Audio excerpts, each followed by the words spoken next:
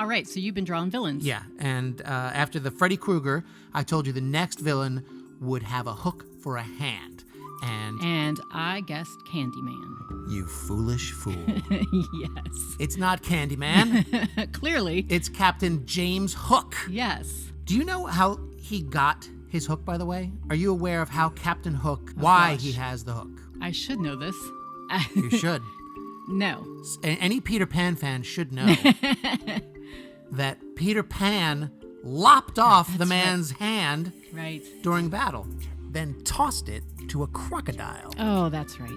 And since then, he's been Captain Hook. I don't know what his name was previous to that. Apparently, I mean, even in the book, Barry says something like, well, the world would be turned on its ear if you knew who Captain Hook really was. Oh. Yeah. So I don't know what that means. I don't know what that implies. Right.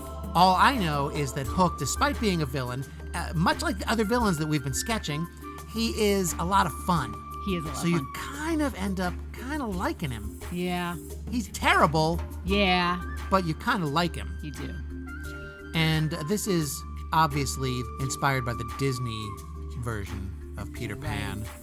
And in that version, he was portrayed by the great Hans Conried, who had a kind of a fun voice. I'll get you, Peter Pan. It's the same voice. Did you ever watch Bullwinkle? Yes. Well, on the segments that had Dudley Do-Right, Hans Conried was Snidely Whiplash. Oh, you're Dudley Do-Right. I'll get you too. So he was a lot of fun. That's a good voice. But yeah, so Hans Conried voiced Hook in the movie and Mr. Darling, the dad, right? That actually is part of some sort of tradition, I think. Whatever actor plays the dad in the stage play, and I think in a few of the movies, also plays Hook. Ends up as Hook. Okay. Yeah, I'm not sure why. Yeah. There's probably some psychological reason behind it. Right. But it might also be that they could only afford so many actors in the original play. I'm guessing. I don't know. That's a good point. Yeah.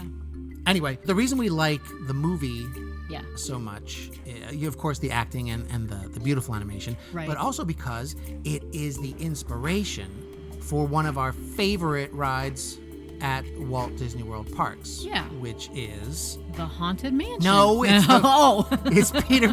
What is it called? The Flight of Peter Pan. I think. Peter Pan's Flight. Peter Pan's Flight. Yeah. Yeah. It's such a favorite that I couldn't remember the name. But that also... Here's why I like that ride.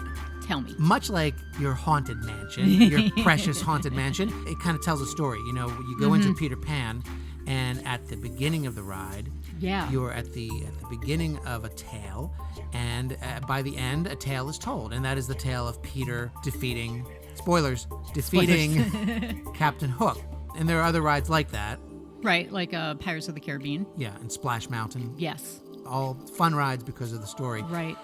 But you like it because... Because it feels like you can fly. You can fly, you can fly, you can fly. So it does feel like you're flying. You're in a ship.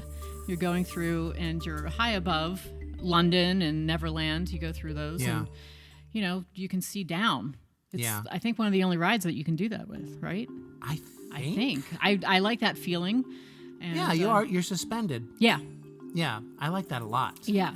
And I kind of like the way they use the forced perspective to make it feel like at first you are just maybe 20 feet off the ground leaving the Darlings' house, like out their window. Right. And then 30 or 40 feet above the houses in the neighborhood, and then you're moving into the city, and you're still moving up, and then finally you're up in this pirate ship over all of London. Yeah, high in the sky. Yeah, that is fun. Yeah, and you have the stars and the landscape. It's nice. When you're a little kid, it's really effective, and I think even as an adult, it feels believable too. Oh, yeah. You kind of have to go into that ride and suspend your disbelief. Right. And you have to carry, a pretty hefty imagination with you, which we do most of the time. I'd say, yeah. So it makes it a lot of fun.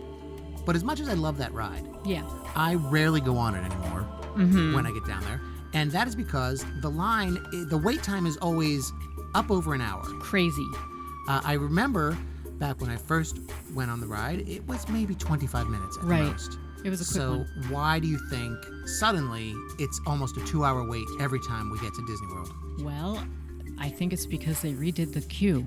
The queue is fantastic. It is. They added all of that extra stuff. It adds to the story. It does. You know, if the ride is a story, then maybe the queue is the introduction to that story. Right, it starts there. And you enter the Darlings' backyard, and you can see them, the parents, inside the house, 2 silhouettes on the shade. Yeah. And it feels very, I don't want to say invasively creepy or like you're a peeping Tom. Oh boy. But it's more like, you know what? Maybe you're supposed to feel like you're Peter visiting the Darling house under cover of night. Oh yeah, I think that's possible. So that's kind of cool. And you creep into their house and you're sneaking around at night, kind of like Peter Pan would. Yeah. When he was looking for his shadow or whatever Peter Pan was doing. Whatever he does. In the house at night. And then you go up into the nursery, and that's where the magic really starts. Yeah. In the line. Yeah, because Tinkerbell's there, and you release her, and she starts to fly around the room. And there's fairy dust flying all over the place. Right. Props are moving. Right. There are shadows on the wall. Yeah. And much like Peter's shadow, you know, like his shadow that he wrestles with in the story, these shadows are interactive. Yeah, you can ring bells. Your shadow can reach up and ring the shadows of the bells. Right. And they'll move and they'll make ringing sounds. Yeah, and there are shadows of butterflies in the room as well. And if you hold out your hand, the butterflies will land on your outstretched shadow hand. Yeah, it's really cool. Very cool. So, great queue. Yeah. I love the queue. Disney does a great job with those, but it's killing me. The lines are way too long. But still a great ride. Still a great ride. Fantastic ride, and anchored by a fantastic villain, Yes. Captain Hook. Captain Hook. Yeah, just look at that dashing hunk of pirate. Yeah, he's no Freddy Krueger. No.